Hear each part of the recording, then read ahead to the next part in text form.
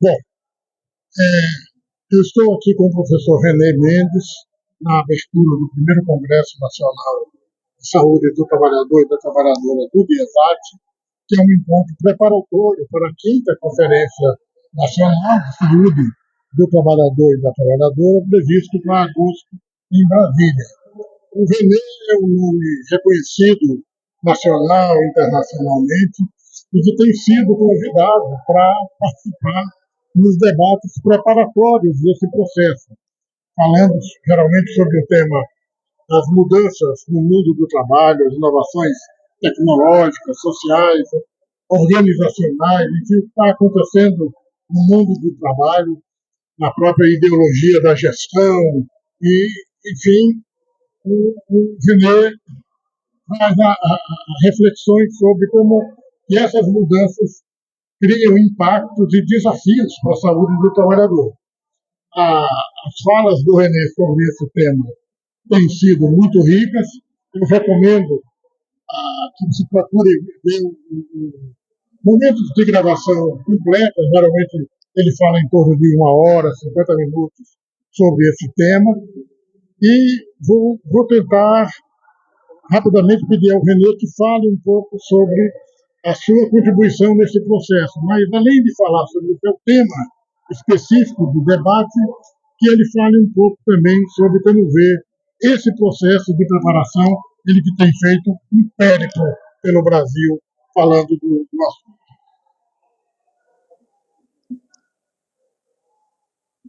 Pode falar. É com alegria que eu estou sendo entrevistado aqui pelo meu amigo, colega, professor Bebeto, e justamente na saguão de entrada aqui do nosso grande evento que vai começar dentro de instantes, aqui na sede chamado Palácio do Trabalhador, que tem uma certa contradição, Palácio do Trabalhador, mas é o local que está nos abrigando aqui para esse primeiro Congresso Nacional de Saúde Trabalhadora, promovido pelo DIESAT. E eu estou muito feliz de participar de todos os eventos preparatórios dessa quinta conferência, onde é possível acompanhar alguns presencialmente, como este e outros que eu já participei, e outros remotamente por salas virtuais, teleconferência. E ainda ontem eu participei de um evento igual pela CUT, anteontem pela Abrast, e assim estamos seguindo aqui o calendário, correndo atrás, porque este mês é o mês das conferências preparatórias, conferências livres, preparatórias desse grande evento, a quinta Conferência Nacional, que vai ser em Brasília em agosto, 2021. Eu queria dizer primeiro assim, é uma grande alegria, um grande desafio para quem está nesta área há mais de 50 anos, acompanhou todas as conferências nacionais de saúde do trabalhador, desde a primeira, e agora estamos nas vésperas da quinta, e sobretudo para quem tem se dedicado nos últimos anos a uma das vertentes que foi escolhida pela organização. Primeiro que o grande tema é direito humano, saúde do trabalhador e da trabalhadora como direito humano, que também é um tema da minha crença, da minha paixão. Segundo que dos 3 eixos, o segundo eixo, chamado eixo 2, é justamente sobre as transformações do mundo do trabalho e seus impactos sobre a vida e saúde dos trabalhadores e trabalhadoras.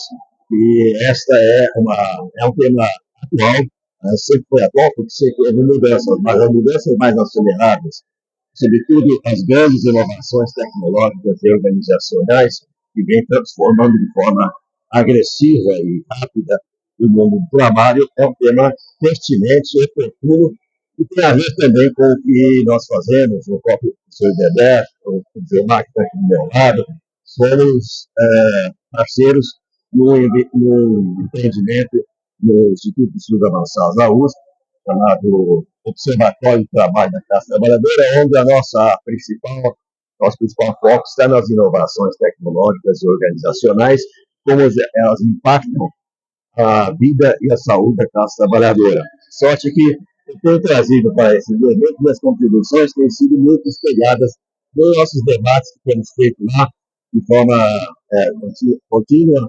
o ano passado inteiro, vamos continuar por mais 2 anos, pelo menos, nesse projeto.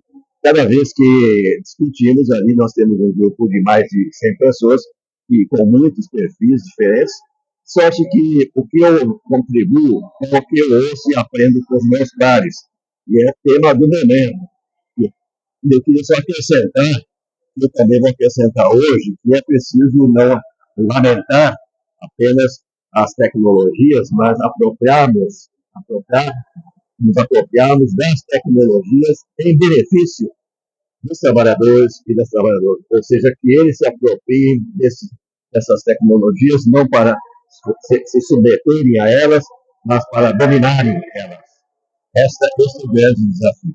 E essa também é a minha mensagem nesse momento, aqui ao iniciar este evento aqui em São Paulo, no dia, exatamente, dia 24 de abril. Agradeço o Bebeto e estou aberto para aprender com todo mundo. E estou muito feliz porque esse aprendizado é permanente. Obrigado, Bebeto. Bom, meu nome é Gilmar, eu estou na Fundacente como bolsista, na Diretoria de Conhecimento e Tecnologia e também atuo na Pastoral Operária. E, lógico, com o Dr. René lá na Frente Ampla, no Instituto de Estudos Avançados, na ABRAS, Associação Brasileira de Saúde do Trabalhador e Trabalhadora. Mas a minha pergunta, doutor, que eu gostaria de fazer é a seguinte. Dia 28 de abril agora, que é celebrado o Dia Internacional em Memória das Vítimas de Doenças e Acidentes do Trabalho, e também o Dia Mundial de Saúde, desde 2003 a OIT colocou como Dia Mundial de Segurança e Saúde do Trabalho também. E agora o tema para esse ano, 28 de abril, é justamente essas novas tecnologias, né? Eles estão falando sobre a inteligência artificial, sobre as plataformas digitais. E no tema plataformas digitais, eles têm vários materiais lá tentando trazer esse tema, transformar, né, esse trabalho, que é um trabalho indecente, num trabalho decente. Né? E aí tem várias propostas lá, inclusive algumas reuniões que vão acontecer agora. E a minha pergunta é a seguinte: você acredita que a OIT poderá transformar, fazer dessa atividade uma convenção? A gente entende como uma convenção seria importante, porque a convenção poderia obrigar que os países signatários elaborassem leis, né, para proteger esses trabalhadores.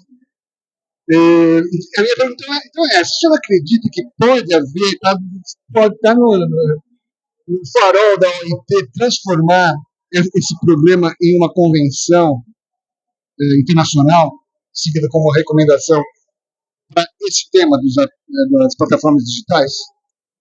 É uma boa pergunta. Eu acompanho as agendas da OIT, inclusive neste ano, e esse tema já tem sido discutido em eventos internacionais. A vantagem da OIT sobre outras organizações, como a OMS, a Unesco e outras, ela está construída em bases tripartites. Então, daria uma esperança de que houvesse algum tipo de negociação, acordo entre os governos, entre os empregadores e os trabalhadores. Ocorre que esse tripartismo ideal, que já tem mais de 100 anos, da história da OIT, ele tem sido muito prejudicado. E eu, hoje, que já fui funcionário da OIT, trabalhei para a OIT há muitos anos, eu sou cada vez mais descrente de que essas forças sejam realmente, possam negociar de forma favorável para os trabalhadores. Eles entram sempre com desvantagem, sobretudo pelas varianças que ocorrem automáticas, e isso ocorre praticamente nos maiores países do mundo, entre as bancadas de governo e as bancadas de empregadores. Sorte que já entram à base de 2-1. Então, assim, os avanços reais nesse ambiente, digamos, idealizado, chamado ambiente tripartite, ele não avança muito, ele enfeita muito, ele dá muita visibilidade, mas as forças poderosas que estão por trás das novas tecnologias, elas inclusive atropelam governos, e também atropelam as próprias bancadas de empregadores, de sorte que a visão dos trabalhadores ela é sempre desvantajosa frente ao poderio enorme das big techs, que fazem os grandes lobbies e escolhem outros ambientes para nem negociar, é para impor seus valores e sua força. Só de que é positivo, é necessário, mas é insuficiente. Temos que lutar em outras plataformas, em outras bases com outros atores sociais. Tele, eu queria que você aprofundasse um pouco o tema que você já apresentou. Eu queria te pedir para falar, na sua apresentação recentemente, no Congresso, falando sobre esse tema, você, você comentou um conceito, eu acho que é do Antunes, da tríade do vilipêndio do trabalho. Então, o peso que. Então, eu queria que você resgatasse para nós que é essa tríade. E você ainda comentou depois o fato de como que a pandemia acelerou, agravou E os processos. a legislação brasileira, a mudança, a reforma trabalhista. É, eu posso comentar brevemente, dizendo que a grande pergunta é assim, e as novas tecnologias, as novas morfologias de trabalho, nascem da onde? Por que elas estão aí? Por que elas têm impõem tanto medo ou estão causando tanto dano? E, obviamente, não é uma questão tecnológica. É uma questão certamente política, ideológica, econômica, sim, uma aliança nessas três dimensões. E eu já analisando, acompanho a proposta que foi feita pelo professor Ricardo Antunes e também pelo Caio Scarga Antunes, que é o seu filho que trabalha na Universidade Federal de Goiás, que eles defendem, olha, eles propuseram a chamada tripé, ou trípode, o chamado que causou, ou vem causando vilipêndio do trabalho, a desmanche, a destruição, as ofensas, as agressões, enfim, a detonação do valor do trabalho. E enumeram como primeira a ideologia neoliberal como sendo grande, quer dizer, dentro do capitalismo, ele turbinado pelo neoliberalismo. Menciona, em segundo lugar, o processo de reestruturação produtiva. Na verdade, todas as reestruturações produtivas, mas principalmente as mais recentes, digamos, a terceira e quarta onda, baseadas na tecnologia da informação, baseadas no encontro de todos os recursos digitais que chegam no seu máximo, por enquanto, na inteligência artificial, nas plataformas digitais, que viabilizam a uberização do trabalho. Mas agrego um terceiro, que para mim é mais importante, no meu entendimento, que é a chamada financiarização do capital, ou o capital financeiro por trás de tudo isso. Ou seja, os grandes investidores hoje no mundo, os capitais aplicados aí em fundos e fundos de pensão e outros fundos especulativos, que o professor Dolbor, Ladislau Dolbor, tanto chama do capital improdutivo parasita. Ele é bilionário, trilionário, todos os dias ele corre para cá e para lá na especulação e ele quer pressa, ele quer retornos financeiros acelerados. E então a tecnologia, que poderia ser uma ferramenta para, vamos dizer, melhorar ou reduzir a carga de trabalho, se tornou, ao contrário, um chicote, um instrumento para acelerar os retornos financeiros e que não são investimentos produtivos, não foram plantados em indústrias ou investimentos que produzem, nem na mineração, nem no agronegócio, eles são exclusivamente o giro de capital especulativo. E ele, então, dá prazos, estabelece retornos em 2 meses, em 3 meses, 6 meses, no máximo 1 ano, e então os algozes têm que dar esse retorno, senão o capital vai embora. E então, esta financiarização de tudo, né, de tudo, é que estaria hoje como sendo o terceiro elemento que explica furor e o poder destrutivo das chamadas novas formatações do trabalho. As tecnologias, eu digo, técnicas mesmo, hard, duras, e as tecnologias organizacionais que se juntam, como, por exemplo, um trabalho uberizado, trabalho em plataformas.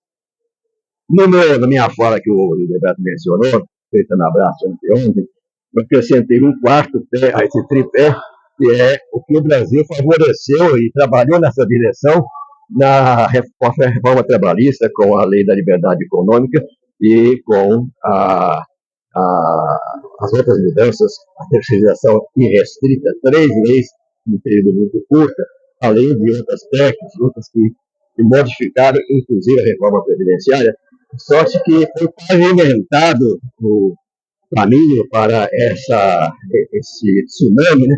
E facilitado, claro, comprado, porque isso é uma batalha, como eu estava mencionando, de grandes forças poderosas, né? Que conseguiram derrubar uma presidenta e colocar um presidente que pavimentasse isso para eles, mas já tiveram antes outros facilitadores. E tudo isso foi testado e, de alguma forma, aperfeiçoado na pandemia. Obviamente, houve alguns ganhos, como, por exemplo, as tecnologias de comunicação, mas também houve a supremacia, digamos, de uma ideologia muito forte, que prevalece até hoje, que é o isolamento social, que é o distanciamento, que é cada um por si, Deus por todos, que é o distanciamento e o desmanche da solidariedade e dos coletivos. Então, todas as matérias são hoje individualizadas em lugar de ser coletivizadas.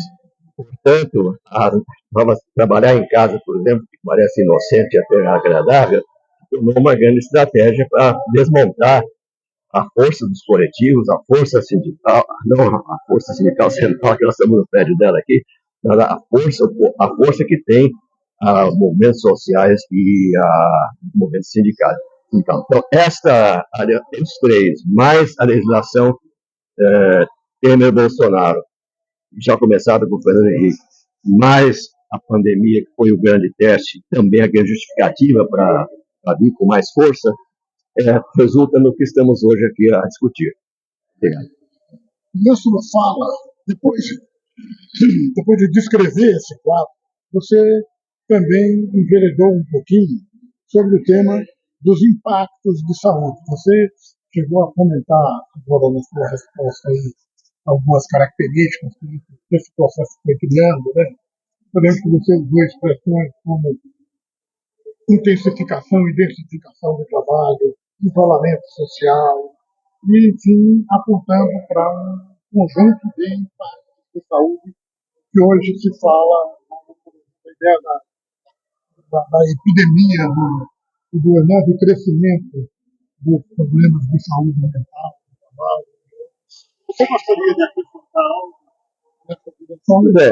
Nesta linha que eu estava mencionando, é importante salientar que principalmente a pressão capital financeiro e agora facilitada pelas tecnologias a serviço deles, né? Porque eu não sou anti-tecnologia, eu sou anti-tecnologia na mão do capital, isso que proponho que a tecnologia esteja na mão da classe trabalhadora. Mas, com a pressão do capital financeiro e com toda a facilitação que foi dada pela legislação brasileira, pelos legisladores, houve impactos muito importantes. Está havendo impacto. Primeiro, a própria precarização do trabalho, das condições de trabalho, das relações de trabalho, e de tudo o que acontece no mundo do trabalho, que são várias as dimensões. Eu abordei isso na fala com um abraço. Segundo, que na análise, na avaliação de analistas de saúde, identifica-se que a intensificação do trabalho de todas as suas formas, não é só aumentar os ritmos, aumentar as jornadas, aumentar as pausas e outras expressões de intensificação, e que o professor Eloane acrescenta sempre intensificação, ou seja, não só aumentar a velocidade, mas também encher com mais tarefas, ela se tornou, está na raiz da maior parte dos adoecimentos. O que tem sido depois discutido é assim, há um bloco de adoecimentos que a professora Ricardo Antunes e a Lucy Palma chamam de sociedade de adoecimento do trabalho, nem usam a lista, é muito além da lista, e também não são só os trabalhadores e trabalhadoras da própria sociedade que adoecem na interpretação deles. Mas eu costumo dividir em 2 blocos, aqueles que são por intensificação do trabalho, por aumento aquilo chamado esforço aumentado, que são as doenças, patologias, da chamada patologia da sobrecarga física, sobrecarga emocional, que é uma das vertentes onde os trabalhadores adoecem. E a outra, o que De Ju tem chamado de patologias da solidão ou do silêncio, ou da inexpressão, não ter com quem falar. E vem, então, todos os episódios depressivos, incluindo, na sua forma mais expressiva, mais grave, o suicídio. Nesses dois blocos, a sobrecarga, que inclui o DOT, burnout e outros, e o silênio, até pelo isolamento social, pelo desmanche da solidariedade, dos laços do trabalho, vamos dizer, a dois, ou a três, ou a cinco, se torna um trabalho individualizado. Nessas formatações novas é que se encontra a raiz do maior parte dos adoecimentos, que têm sido chamados de doenças mentais, mas não são só mentais. Nós temos essa classificação um pouco limitada, chamar que é adoecimento mental, é adoecimento inteiro. As pessoas adoecem, inclusive, com formas até que a própria medicina, até hoje, não tem nem nome, nem diagnóstico para esses adoecimentos, que são sistêmicos e não só mentais. Esse é o grande desafio para nós, e também eu trago isso, até apresentei isso no evento da Abraço, como um desafio para o próprio SUS e também para o nosso observatório na USP, que é identificar as novas expressões de adoecimento, né, que até agora estão com vários rótulos e com nomes e títulos, digamos, disfarçados, né? Disfarçados. Mas são expressões de sofrimento que a medicina e a psicologia não conseguiram rotular isso até hoje de forma adequada. Eu acho que quer fazer alguma pergunta final, pode falar. Então, a gente ficaria aqui o conversa inteiro, né, professor, falando sobre esses assuntos aqui. Mas eu tenho várias, mas vou escolher a que é mais, eu acho, relevante, pelo menos para nós, da pastoral melhor nesse momento. Porque a gente percebe que a classe trabalhadora, ela se une, por exemplo, nesse processo aí do fim pela escala 6x1, redução de jornada, isso mobilizou muita gente, né? E é uma coisa fácil da pessoa entender, porque ela sente, né? Aquilo lá realmente, né, acontece comigo, é uma jornada, é uma escala desumana, uma jornada desumana, enfim, isso é assimilável pela classe trabalhadora. Agora, quando a gente entra nesse contexto, com esses cantos da sereia, né, que a gente fala aí do Uber, por exemplo, o Uber, mas não é só o Uber, né? De ter um trabalho individualizado, que a pessoa pode alugar um carro. Empreendedorismo. Empreendedorismo. Isso daí, para a gente conseguir conscientizar a classe trabalhadora desses males que você está falando, que trazem, vem junto, né, com as novas tecnologias que aparentemente são favoráveis à classe trabalhadora, mas a classe trabalhadora não consegue entender isso, porque é complexo. É complexo o que o senhor está falando, né? A gente tem que ler muito, tem que participar de muitas palestras, né? Agora, qual seria a dica, né, se é uma pergunta de $1 milhão, para a gente poder levar isso para a classe trabalhadora de uma forma mais palatável? Como, por exemplo, a jornada 6x1. Como que a gente pode atingir a classe trabalhadora e falar, olha, isso aí é bom, mas é ruim. Né? E é ruim de uma maneira mais simples de explicar, porque as pessoas realmente a gente tem muita dificuldade de explicar, de chegar na classe trabalhadora. Se a gente já está numa briga há 50 anos com a questão do ato inseguro, né? Tentar tirar esse senso comum das pessoas, imagina explicar que essas novas tecnologias, do impacto que essas novas tecnologias fazem para a classe trabalhadora, porque a classe trabalhadora sente que tem muitos benefícios. O senhor citou o fato de trabalhar independente, ficar em casa. Na cabeça deles, eles acham que é bom, mas o senhor citou realmente que é complicado, né? Então, sei lá, o que a gente pode fazer para poder traduzir isso para a classe trabalhadora, se isso é possível? Né? Acredito que essa é uma grande questão e nós estamos aqui tentando refletir sobre ela. Eu acredito que existe assim um grau, que talvez não seja a expressão que Marx usou, mas a expressão que outros utilizam, de alienação de anomia, de desinteresse geral, né? Que é um traço cultural, inclusive imposto pelo próprio neoliberalismo. Então, as pessoas estão no tempo livre, vão no shopping, se endividam, já estavam endividadas, aí vem o consignário que oferece dinheiro para eles para se endividarem mais. Então, há uma certa alienação e uma certa lavagem cerebral ideológica mesmo, muito forte na sociedade consumista, liderada, vamos dizer assim, assoprada, inspirada em bases do neoliberalismo. Esta forma de, quer dizer, ter consciência de si mesmo, seu verdadeiro estado e da verdadeira situação, de quem é, e imbuir-se de que ele é um trabalhador, uma trabalhadora, consciência de classe, nem vou usar classe aqui, mas uma consciência de que ele é um trabalhador, uma trabalhadora, é um grande desafio que também é ideológico e político. Então, enquanto não houver realmente um discurso contra-hegemônico, não houver conscientização, esclarecimento e, de alguma forma, vamos dizer, uma anti-lavagem cerebral, que ela é muito poderosa, simples muito porque está junto com o consumismo, com outras expressões da mesma ideologia do empreendedorismo falso, nós somos contra-hegemônicos, nós somos minoritários, nós somos, na verdade, de certa forma, é uma luta quixotesca, que é a consciência de que nós somos trabalhadores, nós somos trabalhadoras, nós não temos essa força toda, nós somos, na verdade, massa de manobra de um grande projeto do capitalismo turbinado, e reciclado e cada vez mais absorvente de nós, que nos absorve cada vez mais, absorve o nosso trabalho, absorve as nossas contas, os nossos gastos, as nossas dívidas, nossa vida, o nosso gasto que nós estamos fazendo para pagar o funeral, o cemitério com antecipação, que é hoje a proposta dos planos de saúde e dos planos de doença e de morte.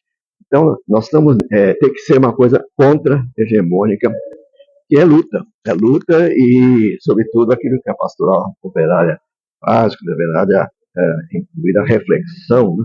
Assim, que momento que vocês colocam a reflexão, mas assim, se não tiver uma reflexão, um autoexame, sinceridade na minha autoavaliação